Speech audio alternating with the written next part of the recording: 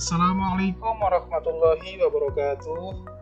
Perkenalkan, saya Muhammad Fatkur Rauf Hasan, SSI MSI, dosen di program studi D4 Teknik Konstruksi Gedung Politeknik Negeri Jakarta. Video ini saya buat dengan tujuan untuk memenuhi salah satu persyaratan sertifikasi dosen tahun 2023, yaitu PDD UKT PT, khususnya dalam bidang pengajaran.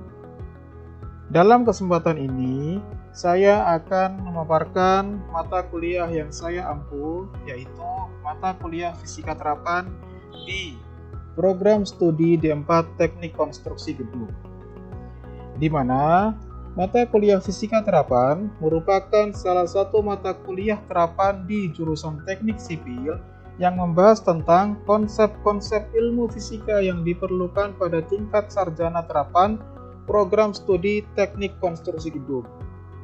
Materi mata kuliah Fisika Terapan meliputi teori fisika yang dapat dijadikan landasan untuk menunjang dan memperkuat dasar teori mata kuliah lain, antara lain seperti mekanika teknik, mekanika fluida, ilmu bahan, hidrolika. Penguasaan terhadap materi fisika dapat diimplementasikan untuk menyelesaikan persoalan terkait dengan dasar-dasar pekerjaan, pelaksanaan, dan pengawasan program konstruksi bangunan gedung. Mata kuliah Fisika Terapan memiliki bobot sebesar 2 SKS dengan kode mata kuliah TRG 1102. Mata kuliah ini diajarkan pada semester 1 untuk program studi D4 Teknik Konstruksi Gedung. Capaian pembelajaran mata kuliah yaitu mahasiswa mampu menganalisa konsep-konsep teori ilmu fisika untuk menyelesaikan permasalahan yang terkait dengan dasar-dasar pekerjaan, pelaksanaan, dan pengawasan program konstruksi bangunan gedung. Adapun kemampuan akhir yang diharapkan meliputi mahasiswa mampu menganalisa sistem satuan dan analisa vektor sebagai landasan pokok untuk menunjang berbagai teori-teori fisika yang terkait dengan mata kuliah lain yang ditunjang seperti mekanika teknik, mekanika fluida, ilmu bahan, dan beberapa mata kuliah lain yang ada korelasinya dengan ilmu fisika. Yang kedua, mahasiswa mampu menganalisa konsep kinematika berbagai macam gerak untuk menyelesaikan persoalan terkait dengan dasar-dasar pekerjaan, pelaksanaan, dan pengawasan program konstruksi bangunan gedung.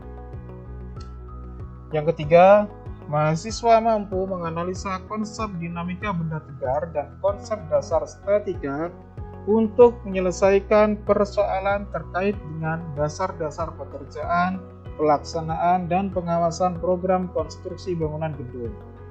Yang keempat, mahasiswa mampu menganalisa konsep getaran dan gelombang untuk menyelesaikan persoalan terkait dengan dasar-dasar pekerjaan, pelaksanaan, dan pengawasan program konstruksi bangunan gedung. Yang kelima, mahasiswa mampu menganalisa konsep fluida untuk menyelesaikan persoalan terkait dengan dasar-dasar pekerjaan, pelaksanaan, pengawasan program konstruksi bangunan gedung. Dan yang terakhir yaitu mahasiswa mampu menganalisa konsep panas, perpindahan panas untuk menyelesaikan persoalan terkait dengan dasar-dasar pekerjaan, pelaksanaan, dan pengawasan program konstruksi bangunan gedung. Nah, pada kesempatan ini saya akan menjelaskan satuan acara pembelajaran. Pada kesempatan ini, saya akan menyampaikan satuan acara pembelajaran atau SAP pada pertemuan ke-9 dan ke-10, yaitu materi dinamika benda tegar, khususnya pada bagian momen inersia. Tahapan pembelajaran terbagi menjadi 3 tahap, yaitu pendahuluan, penyajian materi, dan penutup. Pada tahap pendahuluan, dosen memulai kelas dengan berdoa, kemudian menanyakan kabar mahasiswa, mereview materi sebelumnya, kemudian menjelaskan cakupan materi yang akan dibahas. Pada tahap penyajian, dosen menjelaskan mengenai materi dinamika benda tegar. Pada pertemuan ke-9 yaitu momen inersia, benda partikel, dan kontinu. Sedangkan pada pertemuan ke-10 yaitu momen gaya dan keseimbangan pada benda tegar. Kemudian, pada tahap penutup, dosen memberikan latihan soal untuk mengukur pemahaman mahasiswa dalam menerima materi. Kemudian, menyimpulkan penjelasan materi kuliah dan memberikan gambaran perkuliahan minggu berikutnya dan mengakhiri kelas dengan doa. Adapun instrumen yang digunakan yaitu laptop, LCD, whiteboard, spidol, Zoom, dan e-learning. Metode pengajaran yang digunakan yaitu ceramah, dilanjutkan dengan sesi tanya jawab dan diskusi, kemudian dilanjutkan dengan kuis atau latihan soal. Rubrik penilaian meliputi ketepatan konsep dan penggunaan rumus, bobotnya 30%, ketepatan mengerjakan soal, bobotnya 60%, dan ketepatan waktu pengerjaan yaitu sebesar 10%. Tugas ini bersifat wajib dan individu. Mahasiswa dapat mengumpulkan tugas secara langsung atau melalui e-learning. Tugas ini kemudian akan dibahas pada pertemuan berikutnya. Daftar referensi yang kami gunakan pada mata kuliah fisika terapan yaitu Serwe, Halidai, Giancoli, Hijan, Hasan, dan seterusnya. Secara lebih lengkap kami sampaikan di RPS. Adapun komponen penilaian untuk mata kuliah fisika terapan meliputi tugas mingguan sebesar 30%, UTS sebesar 30%, dan UAS sebesar 40%. Dengan tambahan bonus berupa kuis ataupun problem solving yang diberikan setiap pertemuan.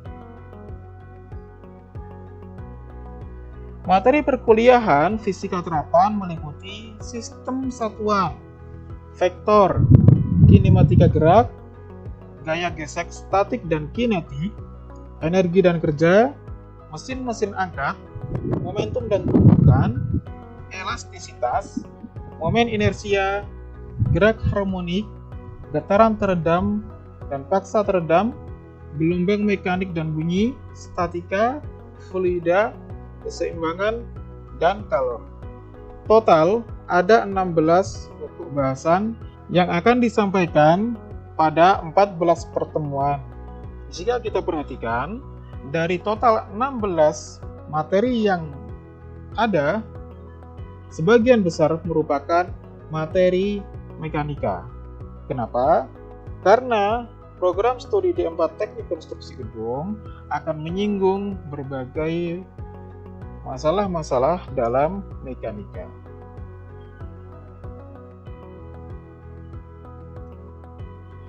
Pada kesempatan kali ini, saya akan mendemonstrasikan proses belajar mengajar untuk pertemuan ke-9, yaitu mata kuliah momen inersia. Assalamualaikum warahmatullahi wabarakatuh.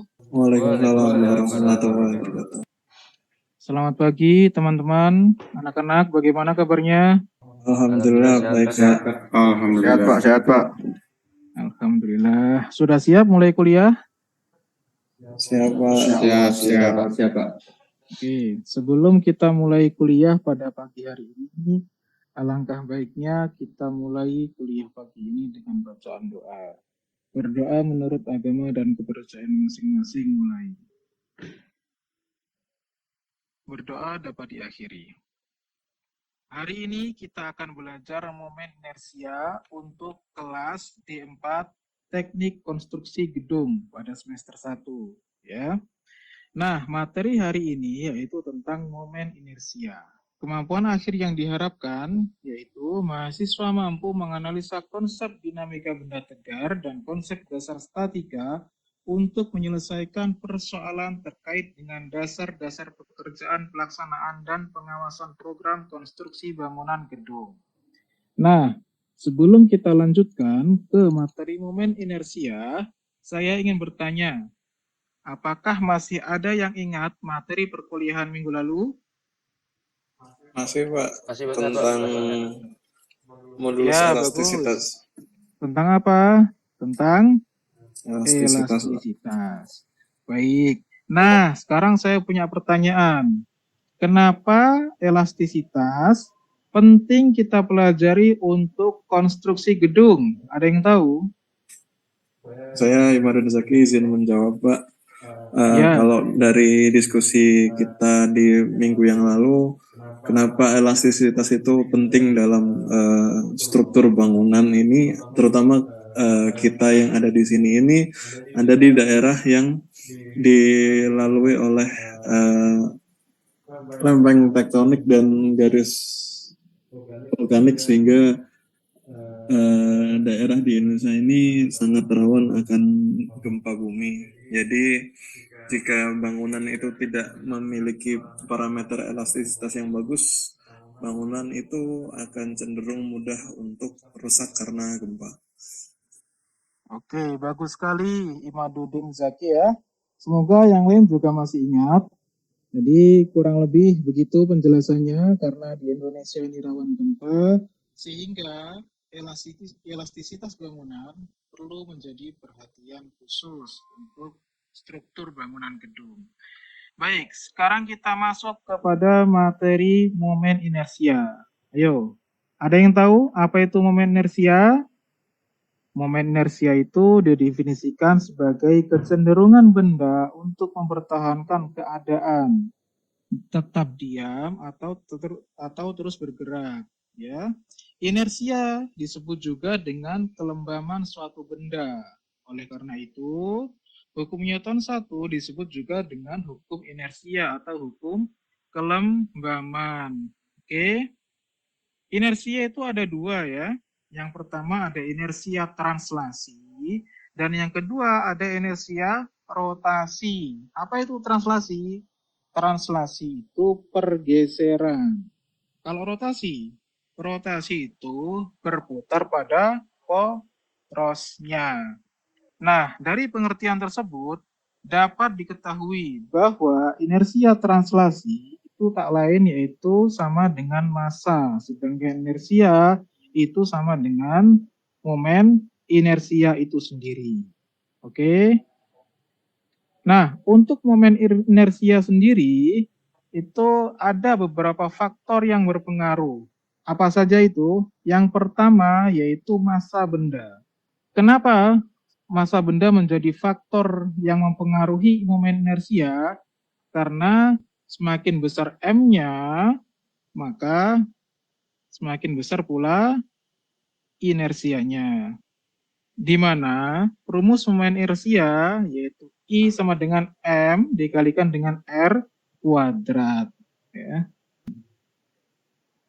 Yang kedua yaitu bentuk benda atau geometri. Ada yang tahu kenapa bentuk benda ini dibedakan menjadi kondisi yang berbeda? Ya, kurang lebih karena bentuk benda yang berbeda-beda akan menghasilkan pusat massa yang berbeda.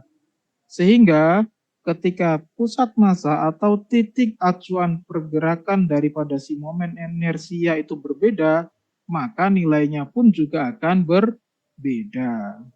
Nah, berikutnya ada posisi sumbu putar. Nah, ini erat hubungannya sama bentuk geometri benda ya. Ketika bendanya berbentuk bola sama berbentuk lempeng, itu posisinya pusat massanya juga akan berbeda. Atau posisi ketika kita punya benda plat lempeng tipis ya, saat posisi sumbu putarnya ada di tengah, itu akan berbeda dengan ketika posisi sumbunya ada di ujung lempeng. Sehingga posisi sumbu putar menjadi faktor yang mempengaruhi momen inersia pada poin ketiga. Dan pada poin keempat, itu ada jarak sumbu putar atau lengan momen. Contohnya begini, ya, pintu. Kita ingat ya, gagang pintu itu ada di ujung. Kalau gagang pintu untuk membuka pintu itu ada di tengah atau di dekat dengan engsel, maka gaya yang dibutuhkan untuk membuka pintu akan berbeda. Betul apa betul? Betul, Pak. Betul, Pak. Betul ya?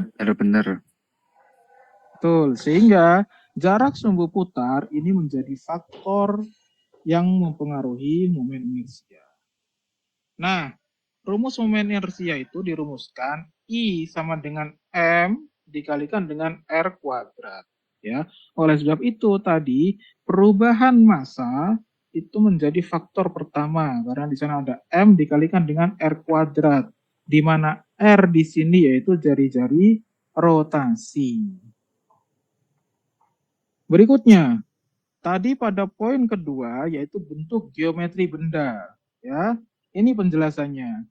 Jadi, setiap benda ketika bentuknya berbeda, maka rumus yang dibutuhkan untuk menyelesaikan momen inersia pun juga akan berbeda. Kalau kita lihat di sana ada sebuah batang homogen. Ada apalagi silinder, ya. Ada apalagi silinder pejal. Tahu ya bedanya silinder berongga sama silinder pejal? Tahu, Pak. Tahu, ya. Tahu, Pak. Kalau silinder berongga, maka dalamnya itu tidak ada isinya atau kosong. Tapi kalau silinder pejal, maka dalamnya ada isinya. Silinder berongga tipis itu ya seperti pipa gitu, ya. Tapi kalau silinder pejal itu yang dalamnya ada isinya, seperti besi. Gitu, ya. Nah, itu rumusnya pun juga berbeda. Anak-anak bisa memperhatikan rumus momen inersia pada poin 1, I sama dengan 1/12 M dikalikan dengan L kuadrat. M di situ massa, L di situ panjang. Ya. Jadi ketika bentuk geometrinya berbeda, maka faktor pengalinya pun juga berbeda. Faktor pengali yang mana? Yang poin 1 kan 1/12 untuk silinder, untuk batang homogen. Kalau untuk homogen dengan panjang L tapi sumbu putarnya ada di ujung, ya, 1/3. Kalau yang 1/12 tadi sumbu putarnya ada di pusat, ya, sehingga rumus-rumus ini menyesuaikan dengan keadaan daripada si benda.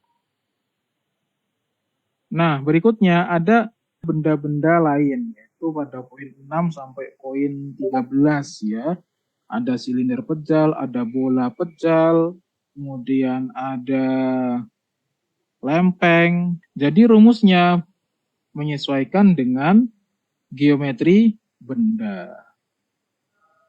Nah, setelah rumus-rumus momen inersia, ada yang namanya torsi atau momen gaya. Torsi itu didefinisikan sebagai gaya pada sumbu putar yang menyebabkan benda bergerak melingkar atau berputar. Ya. Momen gaya akan bersifat positif jika putarannya searah jarum jam dan bernilai negatif jika putarannya berlawanan dengan arah jarum jam, di mana tau sama dengan F dikalikan dengan R. F itu gaya dan R itu lengan momen. Atau tau sama dengan F dikalikan dengan R sin theta. Nah, biar lebih gampang untuk memahami rumus-rumus ini, kita melangkah pada contoh soal. Ya, kita lihat. Kalau kita di anak-anak konstruksi gedung, biasanya pakai alat ini untuk apa? Untuk menggeser baut ya. Kalau lagi praktik bengkel gitu pasti sering menjumpai alat-alat ini ya. Ini contohnya, sebuah baut diputar menggunakan kunci dengan gaya 40 Newton. Jika titik tangkap gaya berjarak 50 cm dari titik pusat baut, berapakah besar momen gaya terhadap baut tersebut?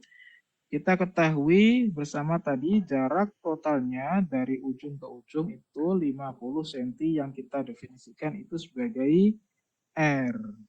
Gayanya itu 40 Newton. Nah, di sini diketahui sudutnya enggak? Ya, diketahui ya. Sudutnya di sini diketahui 150 derajat. Maka ditanya, berapa gayanya? Tadi rumusnya apa? Masih ada yang ingat? F sama dengan R sin theta. Oke, sehingga kita substitusikan nilainya, di mana F sama dengan 40, R sama dengan 0,5. Ada yang tahu itu kenapa R-nya menjadi 0,5? Dari sentimeter dirubah menjadi meter. Karena tadi rumusnya FR sin theta dalam satuan meter. Oke, lanjut. Sin 150. Sehingga kalau di total, to-nya sama dengan 100 Nm, Newton meter. Ya. Nah, itu ada note dari saya. Jika kita memutar kunci dengan gaya yang sama besar dari sebelumnya di bagian tengah atau bagian yang dekat dengan titik tangkap, kunci akan lebih berat untuk terbuka atau tertutup karena letak titik tangkap cukup dekat. Jadi maksudnya sama kayak posisi jarak dengan sumbu putar. Jadi kalau di sini, di ujung ya, di tengah, sama di dekat sini, itu akan menghasilkan gaya yang berbeda. Sama analoginya dengan untuk membuka pintu pada gagang di ujung, di tengah, dan di dekat engsel bagi. Oke.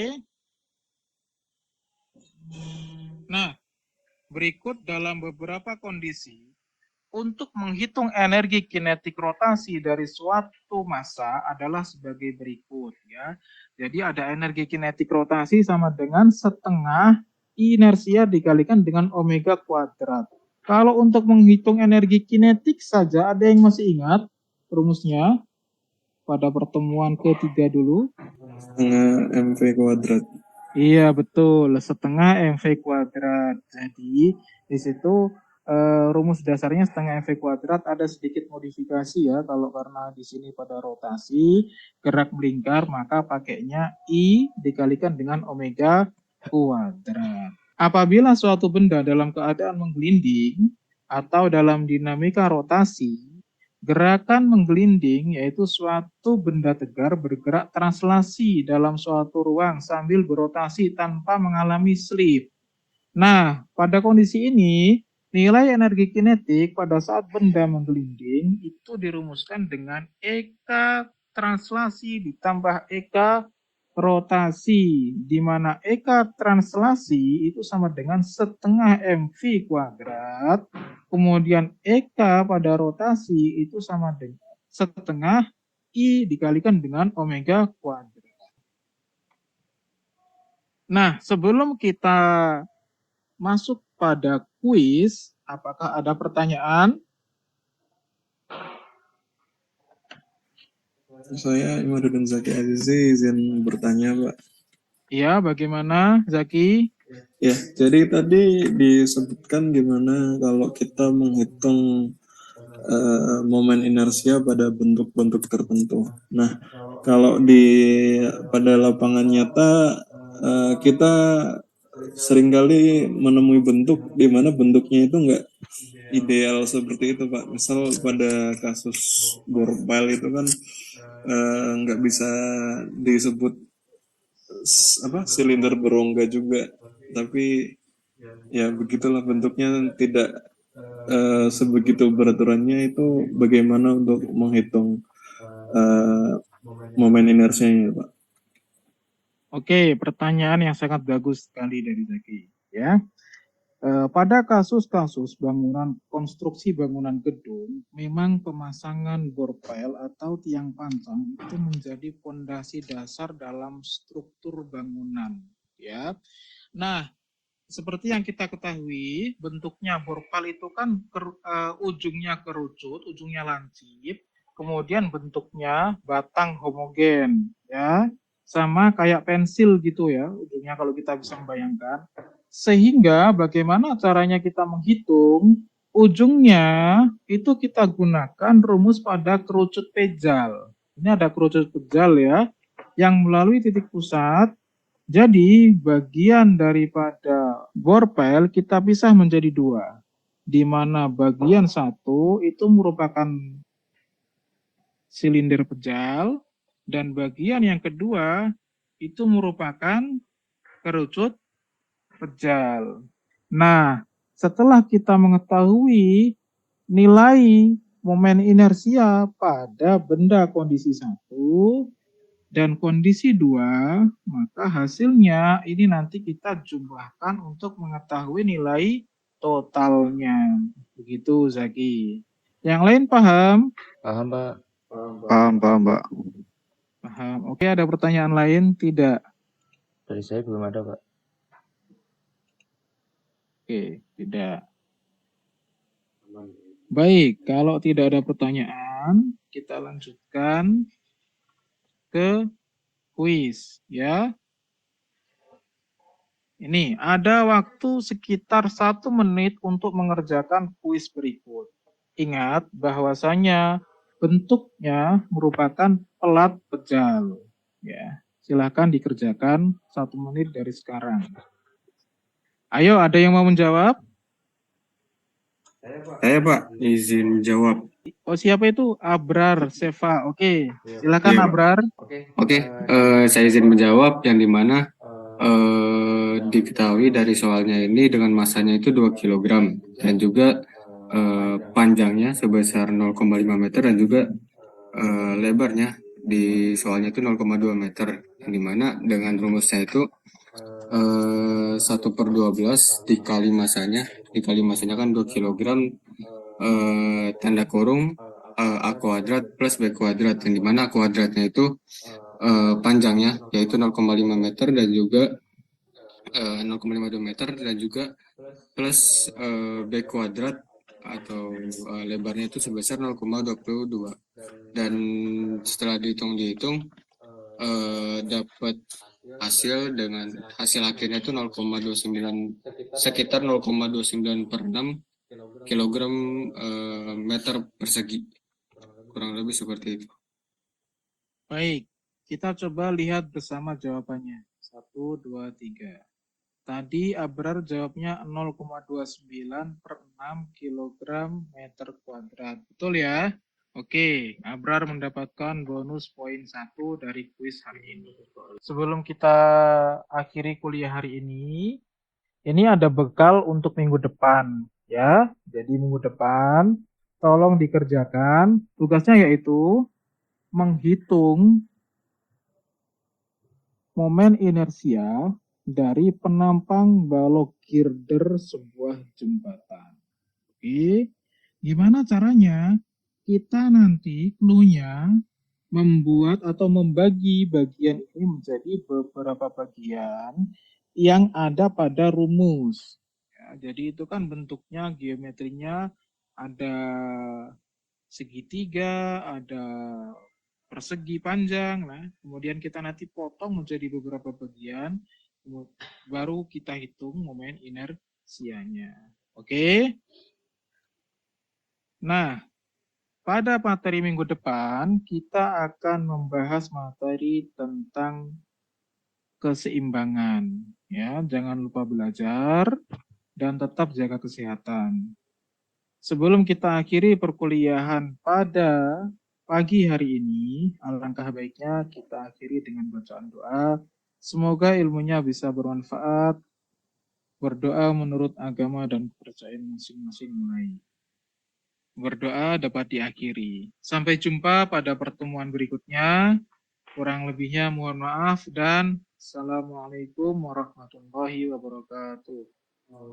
Waalaikumsalam warahmatullahi wabarakatuh.